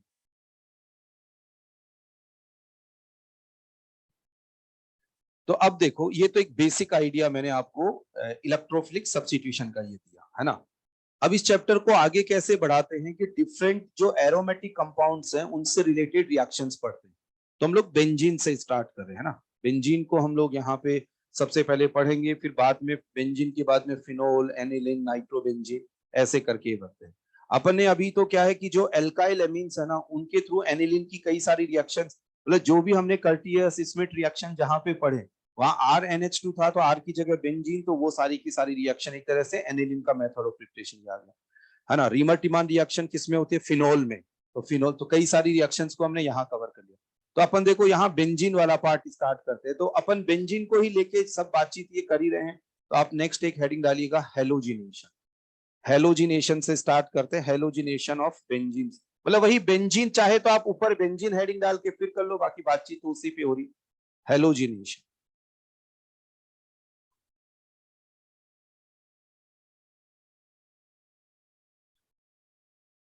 अब हेलोजिनेशन में यदि हमें बेंजीन का हेलोजिनेशन करना है, तो यहाँ जो रिएजेंट काम में आएगा, वो रिएजेंट काम में आएगा एक तो हेलोजन, और साथ में लुईस एसिड। देखो यार, आप नोट्स बनाओ, देखो जैसे कि आपको हेलोजिनेशन करना है बेंजीन का, एक तो हेलोजन चाहिए, साथ में लुईस एसिड। अब हेलोजन में यहाँ मोस्टली हम लोग काम में लेते हैं क्लोरीन, ब्रोमीन एटसेट्रा। मतलब आयोडीन वगैरह में क्या दिक्कत आएगी बात करेंगे, आयोडीनेशन में या फ्लोरीनेशन वगैरह में कैसे क्या रहता है। लेकिन एक बार आप लिखो क्लोरीन हो गया, ब्रोमीन, ये सब हेलोजिनेशन के लिए काम में लेते हैं। और जो लुईस एसिड है उनमें हमने काम में ले लिया AlX3, क्योंकि इसमें आप इसी तरह से लिख लो बिल्कुल, जैसे AlX, जैसे AlCl3, AlBr3, यहाँ वैकेंट p ऑर्बिटल, ऐसे यहाँ लिख लिया हमने FeX3। या फिर केवल आयरन भी काम में ले सकते हैं। केवल आयरन कैसे, वो अभी हम बात करते हैं, है ना। जैसे केवल यहाँ पे हेलोजन, जैसे Cl2 के साथ ये AlCl3 लिखा हो सकता है, या ये लिखा हो सकता है, या फिर केवल आयरन भी लिखा हो सकता है। अब आयरन के लिए आप इसको देखो क्या रहता है कि रिएक्शन जब करवाई जाती है तो Fe लिया और इसमें मिला दिया X2, ठीक है। तो X2 तो यहाँ हेलोन, तो ये आपस में रिएक्ट करके क्या बना देते हैं, FeX3 प्लस क्या बना देंगे, X2 ये बना देंगे। तो ये तो हो गया लुईस एसिड, और ये हेलोजन की तरह काम कर लेगा ना, इस तरीके से लिखा। तो आपको ये लिखा हो कि Cl2 विद Fe, तो ये समझ आ जाता है कि हाँ भाई FeCl3 एक लुईस एसिड की तरह बना। चलिए अब हम इस रिएक्शन पे देखते हैं कि रिएक्शन किस तरह से होगी ये। तो क्वेश्चन नंबर 2 पे हम लोग बात करते हैं कि ये है बेंजीन, और इसके अंदर आपने लिया ब्रोमीन विद FeBr, तो क्या प्रोडक्ट बनेगा। अब देखो इसको अपन इस तरह से समझ सकते हैं कि हमने आयरन लेके ब्रोमीन मिलाया तो FeBr3 बन गया, साथ में ब्रोमीन अपने पास है, तो Br2 विद Fe, यहां ऐसा भी लिखा हो सकता, ये भी चल जाए। अब इसको पहले थोड़ा डिटेल से देख लेते हैं, बाकी फिर डायरेक्ट यहाँ बात कर लेंगे। तो इसमें क्या होगा, देखो कि ये है ब्रोमीन और ये ब्रोमीन रिएक्ट विद FeBr3। अब ये जो लुईस एसिड होते हैं ना यार, जिनमें वैकेंट ऑर्बिटल होता है, ये हेलोजन आयन एक्सेप्टर होते हैं, क्योंकि इनमें वैकेंट ऑर्बिटल होने की वजह से, यहाँ देखो इस पे है लोन पेयर, ये क्या करेगा, इसके वैकेंट ऑर्बिटल में इलेक्ट्रॉन देकर इसके साथ बॉन्ड बनाए, इनकी टेंडेंसी होती है। AlCl3 हो गया, AlBr3, इन सब की हेलोजन है तो हेलोजन आयन लेके और फिर यहां से उससे बॉन्ड बना ले। तो इनके बीच में बॉन्ड बनेगा, तो उसको मैं इस तरीके से रिप्रेजेंट कर देता हूं कि Br, Fe, Br3, एक बार समझ सकते हो। अब यहाँ पे एक तरह से कोऑर्डिनेट बॉन्ड बन रहा है यार, है ना। तो जिसने इलेक्ट्रॉन लिया बताओ उस पे कैसा चार्ज आ जाएगा, नेगेटिव, और इस पे कैसा बताओ, पॉजिटिव। तो इस तरह का एक कॉम्प्लेक्स हम लोग यहाँ बता सकते हैं। और फाइनली क्या रहेगा, क्योंकि ये हेलोजन आयन एक्सेप्टर है, तो ये और चार्ज भी हट जाएगा इससे, इसने पूल यहाँ, जैसे ये ब्रोमीन पे प्लस है, तो इसने यहाँ पे ये वाले इलेक्ट्रॉन्स ऐसे लिए, एक जनरेट कर दिया Br प्लस, प्लस बताओ क्या बन गया, FeBr4 माइनस। इस तरह से ये हो गया। अपने को हर क्वेश्चन के लिए ऐसा नहीं करना, अपन ने जैसा ये पढ़ा ना एक दो बार, तो पता अपने को क्या समझ आ जाएगा कि ब्रोमीन हमने लिया फॉर हेलोजिनेशन, लेकिन हमें बताओ इससे क्या जनरेट करना है, इलेक्ट्रोफाइल। उस इलेक्ट्रोफाइल को जनरेट करने के लिए बताओ इसमें क्या मिला दिया जाता है, लुईस एसिड मिला दिया। बस फिर अपने को ध्यान रहता है कि डायरेक्ट यार इन दोनों का क्या फंक्शन है, कि ये Br प्लस जनरेट कर देते हैं, बस ऐसे। जैसे Cl2 विद लाइट, बताओ क्या जनरेट हो जाएगा, फ्री रेडिकल, तो H हटा के हम एल्केन का हेलोजिनेशन कर देते हैं। अब यहां से आगे कैसे बढ़ेंगे देखते हैं, इसको नोट करो यहां तक एक बार।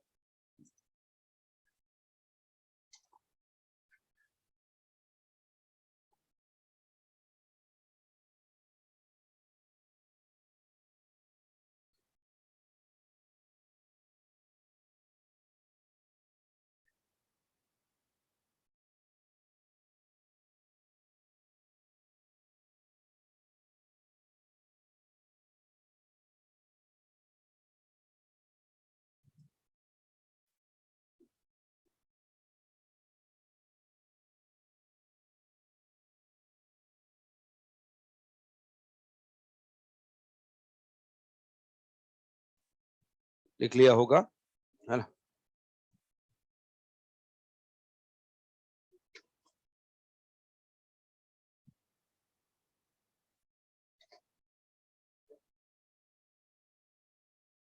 चलिए अब आगे देखते हैं, देखिए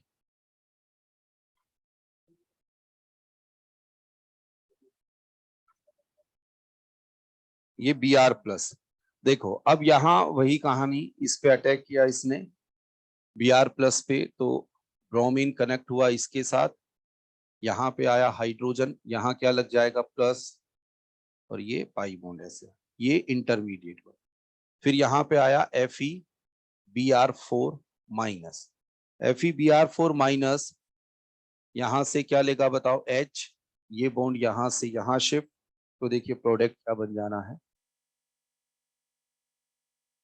बताओ क्या आ जाएगा यहाँ पे Br प्लस यहाँ पे हो जाएगा FeBr3 प्लस HBr। कुल मिला के ये है कि ब्रोमीन आ जाएगा H, बस इतनी सी बात, बस इतना सही।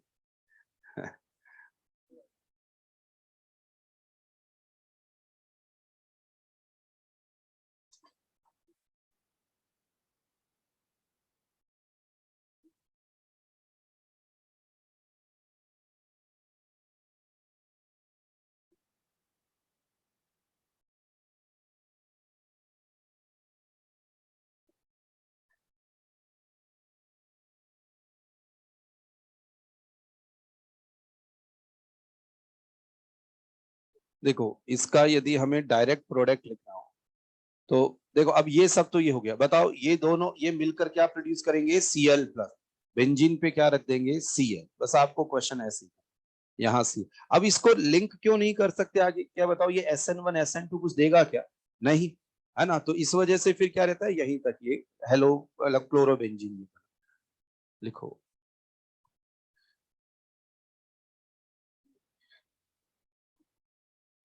हाँ बस ये एक इस पे थोड़ी सी बात, रुको रुको अभी पूरा हाँ हाँ, अरे अरे आप आपस में करने लग जाते हैं ना, मेरी भी तो सुनो, है ना। हाँ अच्छा, सुनो सुनो, इसमें क्या है कि सुनिए सुनिए कि इसमें यदि हम लोग डिफरेंट हेलोजेंस की बात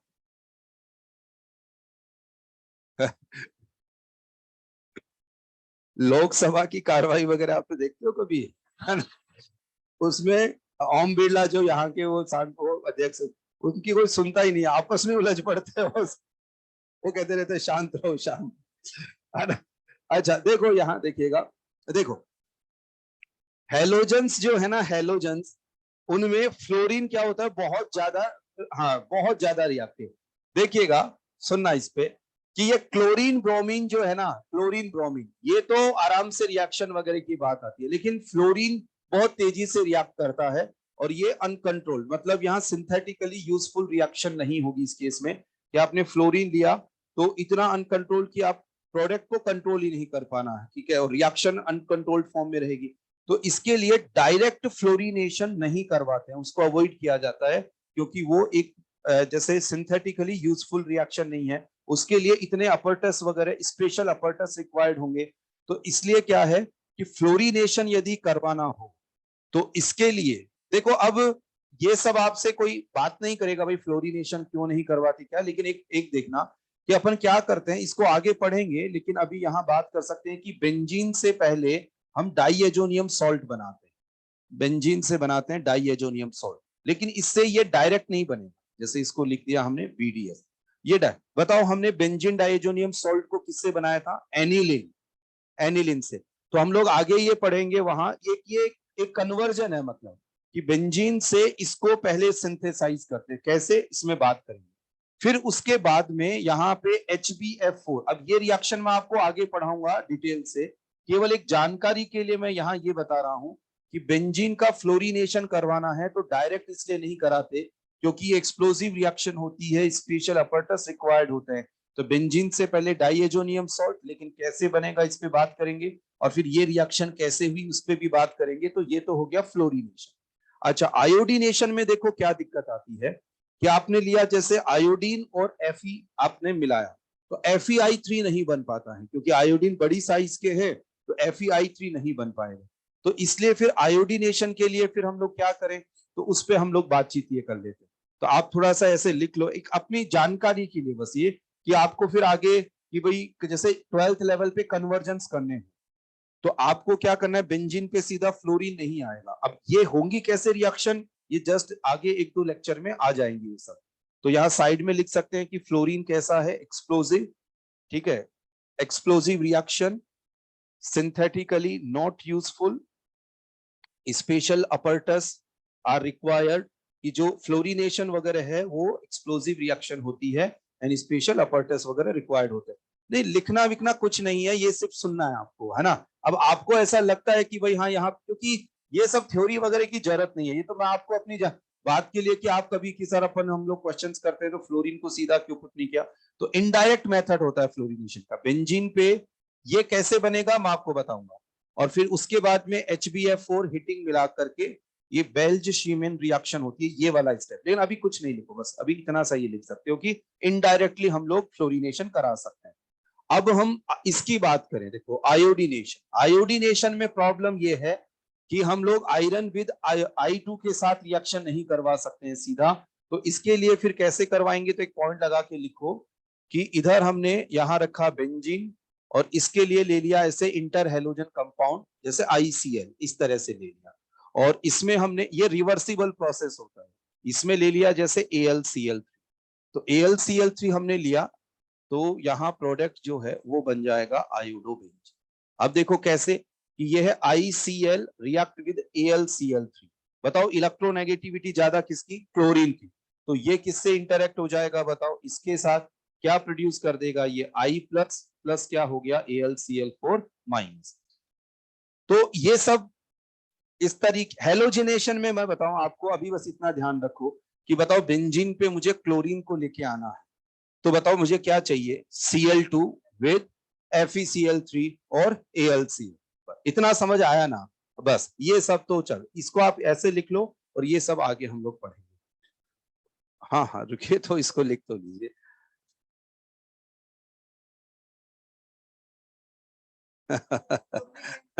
अरे नहीं पढ़ाऊंगा मैंने, चलो। हाँ नहीं पढ़ रहे, एक यहाँ हेडिंग डालिएगा नाइट्रेशन, नहीं नहीं नहीं पढ़, अरे नहीं पढ़, नाइट्रेशन, नाइट्रेशन होती है ना। चलो अब अगले टर्न पे पहले अपन पढ़ लेंगे ताकि ये कवर हो, और बाद में फिर डिस्कस। देखो ऐसा है, हाइड्रोकार्बन्स की शीट का सॉल्यूशन मैंने डाला है, आप लोग हाइड्रोकार्बन्स में केवल इसलिए क्वेश्चन पे मार्क नहीं करोगे कि आपने कॉपी में लिखा देखा नहीं है, क्योंकि एक तरह से वो आपका रिवीजन है, जो क्वेश्चंस भी आपको वहां पे ऐसे मिले तो पहले आपने पढ़ रखे, तो उन क्वेश्चंस को सही करके, हाइड्रोबोरेशन, ऑक्सीडेशन, ऑक्सीमर्क्यूरेशन, डीमर्क्यूरेशन, इन सब के क्वेश्चंस को करिएगा यार, है ना। चलो